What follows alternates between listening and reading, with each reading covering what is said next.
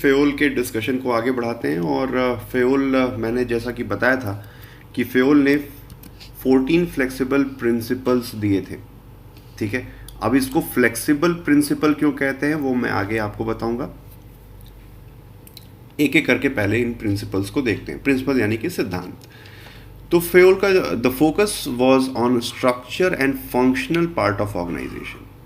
ठीक है, फेयोल ने कोई भी ऑर्गेनाइजेशन है उसके स्ट्रक्चर्स, ठीक है, ऑर्गेनाइजेशन में मान लीजिए जूनियर लेवल पे ये लोग काम करते हैं, यहाँ पर उनके सीनियर हैं, फिर यहाँ पर मान लीजिए कोई उनके सीनियर होंगे और सबसे ऊपर कोई सीनियर होगा। तो ऑर्गेनाइजेशन का जो स्ट्रक्चर है, ठीक है, ऑर्गेनाइजेशन का जो स्ट्रक्चर है जिसमें किस तरीके से एम्प्लॉयज़ काम करते हैं, ठीक है, उसके ऊपर भी फेयोल का फोकस था। उसके अलावा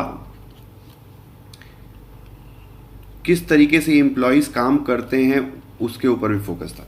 कहने का मतलब है कि ऑर्गेनाइजेशन कैसे बनी हुई है, कैसे बनानी चाहिए, ऑर्गेनाइजेशन का स्ट्रक्चर कैसा होना चाहिए और ऑर्गेनाइजेशन किस तरीके से काम करनी चाहिए, दोनों ही चीज़ों पर फोकस था। यानी स्ट्रक्चर किस तरीके से ऑर्गेनाइजेशन बनी हुई है और फंक्शन यानी कि वो ऑर्गेनाइजेशन किस तरीके से काम करती है। तो ये दोनों ही एलिमेंट्स पे इनका फोकस था। इस वजह से इसको कहा गया है कि Fayol was focused on structural as well as functional aspects of organization. चलिए, तो पहला प्रिंसिपल देखते हैं, division of work. Division of work में फेयोल कहते हैं कि हर आदमी को एक स्पेशलाइज्ड एक्टिविटी ही करनी चाहिए। ऑर्गेनाइजेशन का जो काम है उसको डिवाइड करना चाहिए अकॉर्डिंग टू स्पेशलाइजेशन। जैसे कि अभी हमने पिछले लेक्चर में डिस्कस किया था कि फाइनेंस का काम अलग कोई इंसान देखना चाहिए, अलग डिपार्टमेंट देखना चाहिए, फिर अकाउंटिंग का काम अलग देखना चाहिए, कॉमर्स का काम अलग होना चाहिए, उसके अलावा जो सिक्योरिटी देखता है उसका काम अलग होना चाहिए, और हर डिपार्टमेंट में स्पेशलाइज्ड लोगों को हायर करना चाहिए। ठीक है, इसको कहते हैं प्रिंसिपल ऑफ स्पेशलाइजेशन। स्पेशलाइजेशन से क्या होता है कि बेहतर तरीके से, अब एक आदमी हर तरीके का काम तो कर नहीं सकता, जैसे कि सब लोग तो ऑलराउंडर हो नहीं सकते। तो जो बैट्समैन है उसको बैटिंग करनी चाहिए, उस पर फोकस करना है, जो बॉलर है उसको बॉलिंग पर फोकस करना चाहिए, जो पिच हिटर है, जो स्ट्रॉन्ग हिटर है उसे उस पर काम करना चाहिए, जो डिफेंस करने वाला है उसको डिफेंस पे काम करना चाहिए। कहने का मतलब फेयोल का ये था कि हर काम को डिवीजन होना चाहिए काम का, सो डैट स्पेशलाइजेशन आ सके। स्पेशलाइजेशन होने से क्या होता है कि एफिशिएंसी आती है। ठीक है, ज़्यादा बेहतर तरीके से हम काम कर सकते हैं। कहीं ऐसा ना हो कि इरफान पठान बॉलर थे तो उनको बैट्समैन बनाने के चक्कर में ना बॉलर रहे ना बैट्समैन रहे, दोनों तरफ से गए, ऐसा नहीं होना चाहिए। There should be specialization. Fayol ये कहते हैं कि ऑर्गेनाइजेशन की कॉम्प्लेक्सिटी और ऑर्गेनाइजेशन का जो प्रोसेस है वो धीरे धीरे कॉम्प्लेक्स होता जा रहा है। ठीक है, complexity of organization is increasing, इसलिए ज़रूरी है कि हम मैनेजर्स को स्पेशलाइजेशन प्रोवाइड करें। ठीक है, मैनेजर शुड बी स्पेशलाइज्ड, ठीक है, ताकि वो हर काम को अपने सही तरीके से कर सकें। हालांकि फेयोल ये भी कहते हैं कि एक्सेसिव डिवीजन भी नहीं होना चाहिए, नहीं तो इससे इनएफिशिएंसी आती है। ठीक है, काम को हमें डिवाइड करना चाहिए लेकिन बहुत ज़्यादा एक्सेसिवली डिवाइड ना कर दो कि उससे इनएफिशिएंसी आने लगे। कहने का मतलब ये है कि कहीं ऐसा ना हो कि हम किसी भी काम को बहुत ज़्यादा डिवाइड करते। जैसे मान लीजिए कि कैबिनेट की बात कर लें, ठीक है, तो कैबिनेट में आप देखेंगे कि अलग अलग मिनिस्ट्रीज़ होती हैं। ठीक है, अलग अलग मिनिस्ट्रीज़ होती हैं जिसमें आप मान लीजिए कि मिनिस्ट्री ऑफ फॉरेन अफेयर्स है, मिनिस्ट्री ऑफ ओवरसीज़ अफेयर्स पहले हुआ करती थी मिनिस्ट्री, फिर मिनिस्ट्री ऑफ ट्राइबल अफेयर्स एक अलग से मिनिस्ट्री है, फिर मिनिस्ट्री ऑफ रूरल डेवलपमेंट अलग से मिनिस्ट्री है, मिनिस्ट्री ऑफ पंचायती राज, ठीक है, अलग से मिनिस्ट्री है। तो देखिए, अगर हम इन मिनिस्ट्रीज़ पे गौर करें तो आप देखते हैं कि मिनिस्ट्री ऑफ फॉरेन अफेयर्स और मिनिस्ट्रीज ऑफ ओवरसीज़ अफेयर्स भले ही दो अलग अलग मिनिस्ट्रीज़ हैं लेकिन इनका काम जनरली ओवरलैप करता है। ठीक है, फिर मिनिस्ट्री ऑफ पंचायती राज और मिनिस्ट्री ऑफ रूरल डेवलपमेंट भले ही अलग अलग मिनिस्ट्रीज़ हैं लेकिन इनका काम एक दूसरे से ओवरलैप करता है। तो इसे ओवरलैपिंग से क्या होता है कि दिक्कत आती है, ठीक है। इस ओवरलैपिंग से दिक्कत आती है, समझ में नहीं आता कि कौन किसका काम देखेगा, किसके ऊपर रिस्पॉन्सिबिलिटी रहेगी, ठीक है। अगर एक ही काम 2-3 लोग अगर करने लगे सेम सेक्शन में, तो एक तो दिक्कत आती, क्लैश बढ़ता है। दूसरा कई बार ये होता है कि एक ही काम 2 लोग कर रहे हैं, ठीक है, तो उनके बीच में भी टकराव की स्थिति उत्पन्न होती है, कंफ्यूजन होता है कि कौन सा काम किसको करना चाहिए। होता है कि दोनों में से किसी ने काम नहीं किया, ठीक है। जैसे मान लीजिए कि घर में 2 भाई हैं और दोनों को जिम्मेदारी दे दी गई कि भाई फ्रिज को साफ करना है, ठीक है। तो बड़े ने सोचा कि छोटा साफ करेगा, छोटे ने सोचा कि बड़ा साफ करेगा, इसी चक्कर में वो फ्रिज साफ नहीं हुआ। तो यहाँ पे दिक्कत आती है। स्पेशलाइजेशन से अगर हम एक्सेसिव काम को डिवाइड कर दें तो इनएफिशिएंसी आती है। तो इसलिए कोशिश की जाती है कि जो ये वाली जो मिनिस्ट्रीज थी इनको मर्ज कर दिया गया। मिनिस्ट्री ऑफ फॉरेन अफेयर्स और मिनिस्ट्रीज ऑफ ओवरसीज अफेयर्स को मैंने मर्ज कर दिया गया है। और जहाँ तक मुझे याद आ रहा है मिनिस्ट्रीज ऑफ रूरल डेवलपमेंट और पंचायती राज को भी मर्ज कर दिया गया है। I am not sure about it, इसको आप एक बार क्रॉस चेक कर लेना, ठीक है। तो स्पेशलाइजेशन से एक बार एफिशिएंसी भी आती है। स्पेशलाइजेशन यानी कि डिवीजन ऑफ वर्क, कंफ्यूज मत कीजिएगा। स्पेशलाइजेशन का मतलब है डिवीजन ऑफ वर्क, उससे एफिशिएंसी भी आती है। लेकिन अगर हम ओवर डिवीजन कर दें तो उससे इनएफिशिएंसी की भी संभावना उत्पन्न हो सकती है, ऐसा फेयोल का मानना है। फिर दूसरा जो प्रिंसिपल है वो है right balance of authority and responsibility. Authority और रिस्पॉन्सिबिलिटी के बीच में बैलेंस होना चाहिए। कहने का मतलब ये है कि अगर हम किसी को कोई जिम्मेदारी दें तो उस काम को करने के लिए जो अथॉरिटी होनी चाहिए वो भी उसके पास मौजूद होनी चाहिए, ठीक है। जैसे मान लीजिए कि अगर मान लीजिए कि एक ऑफिसर है, रूरल डेवलपमेंट ऑफिसर, ठीक है। रूरल डेवलपमेंट ऑफिसर को जिम्मेदारी दी गई है, रिस्पॉन्सिबिलिटी उसकी क्या है, उसकी रिस्पॉन्सिबिलिटी है कि रूरल डेवलपमेंट करना। तो अब इस रिस्पॉन्सिबिलिटी को पूरा करने के लिए ज़रूरी है कि उसके पास अथॉरिटी भी हो, ठीक है। उसके पास पर्याप्त अथॉरिटी हो, तभी तो जाके वो अपनी रिस्पॉन्सिबिलिटी पूरी कर पाएगा। सेम वे अगर हम दूसरा एग्जांपल लें तो मान लीजिए कि एजुकेशन ऑफिसर है जिसको हम डिस्ट्रिक्ट लेवल पे बेसिक शिक्षा अधिकारी, BSA भी बोलते हैं, बेसिक शिक्षा अधिकारी, ठीक है।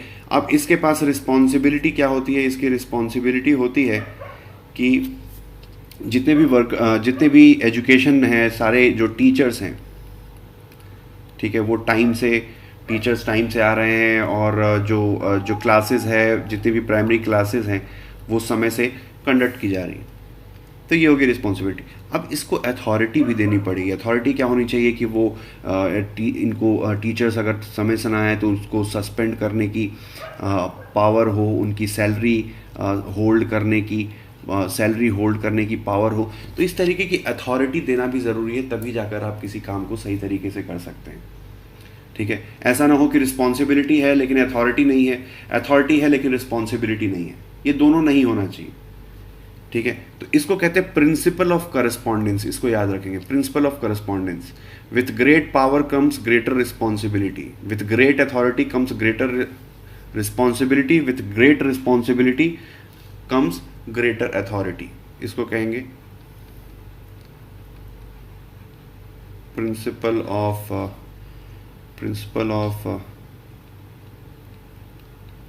कॉरेस्पॉन्डेंस, ठीक है। थोड़ा सा राइटिंग गड़बड़ है, I don't have a habit of writing on graphic pads, I don't know how people right so well. मुझे कभी लिखना नहीं आया, मैंने बहुत कोशिश करी। खैर एनीवेज, तो आगे बढ़ते हैं। तीसरी चीज़ है डिसिप्लिन की, ठीक है। फिर चौथा है unity of command. Unity of command का मतलब है कि एक एम्प्लॉय का एक ही बॉस होना चाहिए, ठीक है। एक एम्प्लॉय का, ठीक है, अगर मान लीजिए ये एम्प्लॉय हैं तो इनका बॉस एक ही होना चाहिए, ठीक है। अगर 2 बॉस हो गए तो कन्फ्यूजन होगी, इससे कॉन्फ्लिक्ट बढ़ेगी, इससे क्या होगा, कन्फ्यूजन बढ़ेगी, इससे आप देखेंगे तो इससे कॉन्फ्लिक्ट की भी संभावना, इससे जो आप देखेंगे तो कॉन्फ्लिक्ट की संभावना भी बढ़ती है, कन्फ्यूजन और कॉन्फ्लिक्ट बढ़ता है। ठीक है, अगर मान लीजिए कि ये वाला इसको भी रिपोर्ट कर रहा है, ये वाला इसको भी रिपोर्ट कर रहा है, तो इसलिए हो सकता है कि कोई चीज़ इससे इससे पूछ कर कोई चीज़ कर ली, इसको पता नहीं है, इस वाले बॉस को पता नहीं है, तो ये पूछेगा इससे कि भाई तूने मुझसे तो पूछा नहीं, ये बोलेगा कि भाई मैंने तो सर इनसे पूछ लिया था। तो फिर इन दोनों के बीच में मार काट होगी कि भाई तूने कैसे मेरे से बिना पूछे वो कर दिया, उसको ऑथराइज कर दिया ये काम करने के लिए। तो this should not be there should be unity of command, यानी कि हर एक आदमी का एक ही बॉस होना चाहिए। यहाँ पर आपको समझ में आ रहा है, आप यहाँ पे टेलर के बारे में देखेंगे तो टेलर ने फंक्शनल फोरमैनशिप की बात कही थी, जो मैंने पिछले लेक्चर में आपको बताई। ठीक है, जो फंक्शनल फोरमैनशिप है वो यूनिटी ऑफ कमांड के अगेंस्ट जाता है।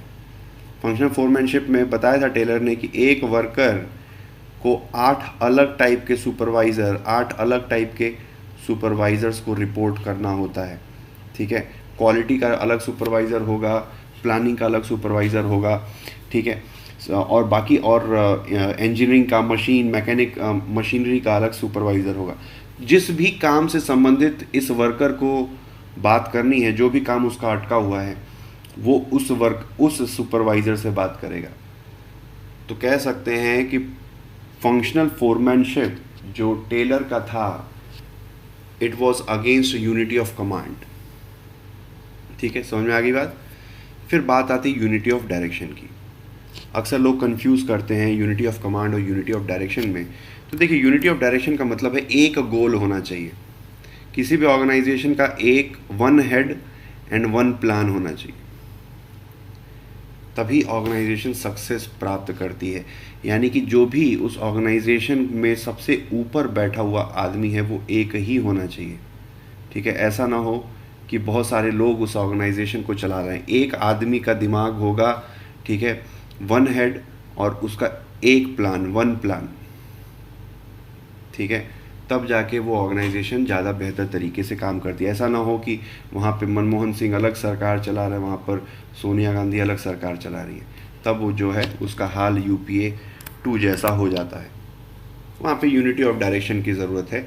वन हेड वन प्लान, एक ऑर्गेनाइजेशन का एक ही बॉस होना चाहिए, वन हेड होना चाहिए और एक ही प्लान होना चाहिए, एक ही गोल होना चाहिए, तभी जाके ऑर्गेनाइजेशन सही तरीके से अपने गोल को प्राप्त कर पाती है, ऐसा फेयोल ने कहा था। फिर छठी बात है subordination of individual interest to general interest. मतलब कि अगर पूरे ऑर्गेनाइजेशन का हित अगर किसी चीज़ में छुपा हुआ है तो इंडिविजुअल को कॉम्प्रोमाइज़ करना आवश्यक है। ठीक है, कि कहीं ऐसा ना हो कि हर एम्प्लॉय अपने अपने हिसाब से काम करने लगे, तो यहाँ पर गलत हो जाएगा। ऑर्गेनाइजेशन महत्वपूर्ण है, ऑर्गेनाइजेशन इज़ वेरी इंपॉर्टेंट। इसलिए अगर कभी भी इस तरीके की कोई समस्या आती है कि ऑर्गेनाइजेशन के इंटरेस्ट में और एक इंडिविजुअल के इंटरेस्ट में, ठीक है, या एक किसी ग्रुप के इंटरेस्ट में और एक इंडिविजुअल के इंटरेस्ट में कभी भी इस तरीके की कॉन्फ्लिक्ट की स्थिति आए, तो हमेशा general interest should prevail. General interest should prevail.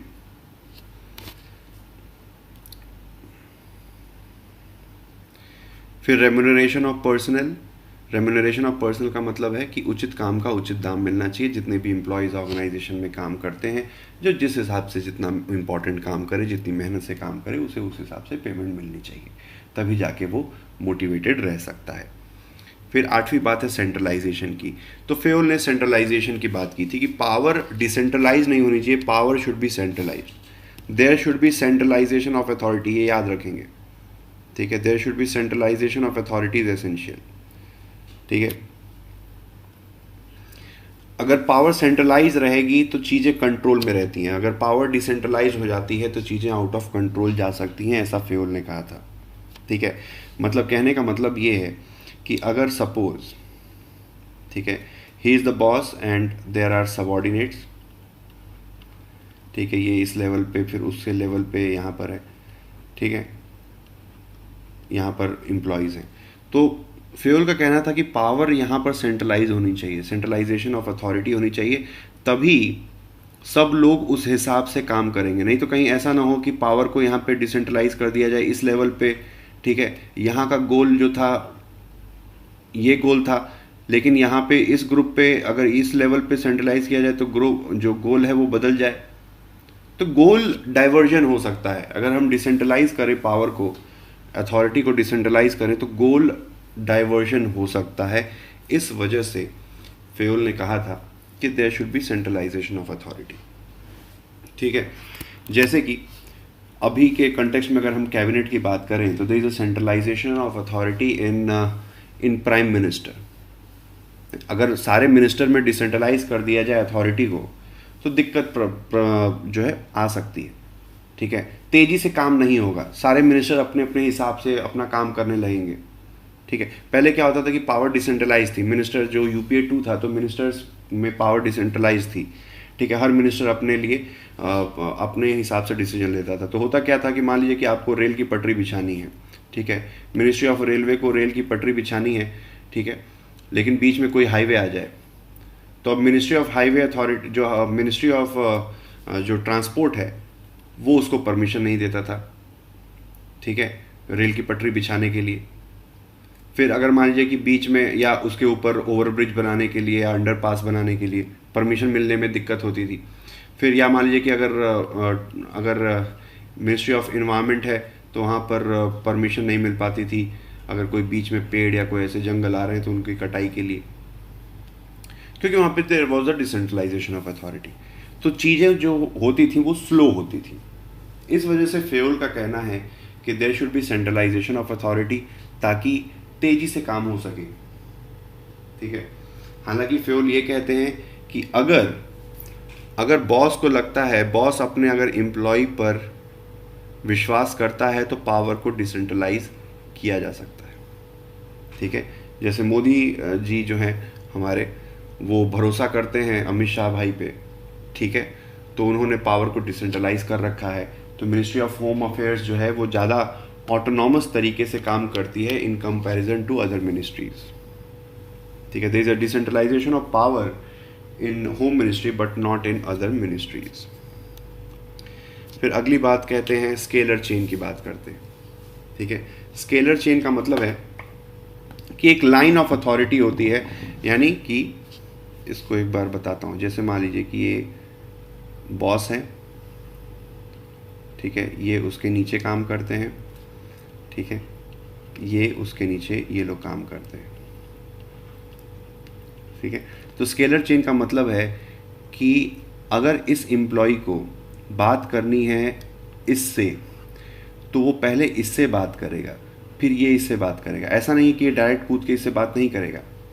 ठीक है, एक चैनल है, चैनल के थ्रू ही कोई बात ऊपर जानी चाहिए। ठीक है, ऐसा क्यों बोला कि अगर मान लीजिए कि ये वाला जो एम्प्लॉय है, इस लेवल का जो एम्प्लॉय है, डायरेक्टली अगर इससे बात करने लगेगा, इससे अगर ऑर्डर लेने लगेगा और इसको रिपोर्ट करने लगेगा, तो फिर इसकी ज़रूरत ही नहीं पड़ेगी, फिर ये तो फिर किसी काम का नहीं है। इसलिए ज़रूरी है कि अगर बात करनी है या कोई भी ऑर्डर देना है या कोई भी फीडबैक या कोई भी फॉलोअप करना है, तो पहले ये वाला जो एम्प्लॉय है वो अपने इमीडिएट बॉस से बात करेगा, फिर वो उसका इमीडिएट बॉस इस अपने इमीडिएट बॉस से बात करेगा। तो ये पूरा एक चेन होती है। ठीक है, इसको कहा जाता है स्केलर चेन, जिसको हायरार्की के नाम से भी जाना जाता है। फेयोल का मानना है कि hierarchy should be respected. Hierarchy कभी भी ब्रेक नहीं होनी चाहिए। अगर हम हायरार्की को ब्रेक करेंगे तो there should be indiscipline. Organisation में इनडिसिप्लिन की समस्या उत्पन्न हो जाती है, जो कि नहीं होनी चाहिए। फिर फेयोल ऑर्डर की बात करते हैं कि ऑर्डर का मतलब यहाँ पर वो ऑर्डर नहीं है, ऑर्डर का मतलब है right man eight right position. ठीक है, जो जिस काम के लायक है उसको उस काम पे लगाना, उसके स्किल और कॉम्पिटेंस के हिसाब से, डेट इज़ कॉल्ड ऑर्डर। फिर बात करते हैं इक्विटी, कि there should be equity in organisation, यानी कि जिम्मेदारी और जो रिवॉर्ड है वो सही तरीके से डिवाइडेड हो, यानी कि जिसकी जितनी मेहनत से जो काम करता है उसको उसका उचित रिवॉर्ड भी मिलना चाहिए। ठीक है, इक्विटी का मतलब ये है, जो जितनी मेहनत से काम करे उसको उस हिसाब से रिवॉर्ड मिले, तभी जाकर लोग बेहतर तरीके से काम करते हैं। फिर अगला पॉइंट है stability of tenure. Stability of tenure का मतलब है कि एक ऑफिसर जो भी पोजीशन पर है वहाँ पर वो कुछ समय तक रहना चाहिए। इंडिया में अगर आप देखें तो district collector, specially Uttar Pradesh जो महान राज्य है हमारे देश का, वहाँ पर आप देखें तो एक डिस्ट्रिक्ट कलेक्टर की जो एवरेज डेप्यूटेशन होता है एक ज़िले में, वो आई थिंक 9 महीने तक है। अब आप सोचिए कि डिस्ट्रिक्ट 1 से डिस्ट्रिक्ट 2 यहाँ पर काम कर रहा था बेचारा, 9 महीने काम किया, यहाँ से उठा के इसको यहाँ पर रख दिया गया। अभी इस डिस्ट्रिक्ट को समझ ही रहा था, वो जान पाए अपने सबॉर्डिनेट्स को, उस डिस्ट्रिक्ट में क्या प्रॉब्लम्स हैं, वहाँ पे लॉ एंड ऑर्डर की क्या समस्या है, डेवलपमेंट की क्या समस्या है, इससे पहले कि वो बेहतर तरीके से समझ पाए उसको फिर से ट्रांसफ़र कर दिया जाता है। तो फेयोल का कहना है कि टेन्योर स्टेबिलिटी होनी चाहिए, ठीक है। बहुत लंबा टेन्योर भी नहीं होना चाहिए, नहीं तो आदमी कंप्लेसेंट हो जाता है। अगर मान लीजिए कि एक ही डिस्ट्रिक्ट में कोई डीएम मान लीजिए कि 20 साल से वहाँ पर या 10 साल से वहीं पे बैठा हुआ है, तो फिर वो उसका इंटरेस्ट चला जाता है, उसको लगता है कि अब यहीं पे पड़ा हुआ हूँ तो, और कई हो सकता है कि वो कई सारे लोगों से साँठ-गाँठ भी कर ले और काम करना बंद कर दे और करप्शन और घूसखोरी में लिप्त हो जाए। तो ये भी नहीं होना चाहिए। तो टेन्योर बहुत लंबा भी नहीं होना चाहिए, टेन्योर छोटा भी बहुत नहीं होना चाहिए। छोटा टेन्योर होता है तो वो स्किल डेवलप नहीं कर पाता है, वो अंडरस्टैंडिंग कोई भी एम्प्लॉय जो है डेवलप नहीं कर पाता है, क्योंकि किसी भी पोजीशन पर काम करने में थोड़ा सा समय लगता है, चीज़ों को समझने में समय लगता है, वो समय उसे पूरा प्रॉपर दिया जाना चाहिए, ऐसा फेयोल ने कहा है। अगला पॉइंट है इनिशिएटिव का, ठीक है। तो फेयोल ये कहते हैं कि मैनेजर्स को प्रमोट करना चाहिए कि जितने भी एम्प्लॉयज़ उस ऑर्गेनाइजेशन में काम करते हैं वो सेल्फ इनिशिएटिव ले सके, ठीक है। सेल्फ इनिशिएटिव, हर एम्प्लॉय अपने हिसाब से इनिशिएटिव लेके अपना काम कर सके, तभी जाके बेहतर तरीके से वो काम कर सकता है, ठीक है। एक मतलब क्योंकि हर एम्प्लॉय के पास अपना अपना दिमाग होता है, हर एम्प्लॉय बेहतर तरीके से चीज़ों को काम करना जानता है, चीज़ों को समझना जानता है, इसलिए बेहतर तरीके से वो काम करना चाहता है। इस वजह से ज़रूरी है कि अगर हम उसे पूरा प्रॉपर फ्रीडम दें कि वो अपने हिसाब से अपने काम को इनोवेट कर सके, तब वो ज़्यादा बेहतर तरीके से काम कर पाएगा। फिर अगला है स्पिरिट डिकॉर। स्पिरिट डिकॉर का मतलब है कि आपस में भाईचारा होना ज़रूरी है ऑर्गेनाइजेशन में। कहीं ऐसा ना हो कि सब लोग एक दूसरे के खिलाफ काम करें, सबके बीच में एक हार्मनी और एक भाईचारे वाली भावना होनी चाहिए, ये बोला था फेयोल ने।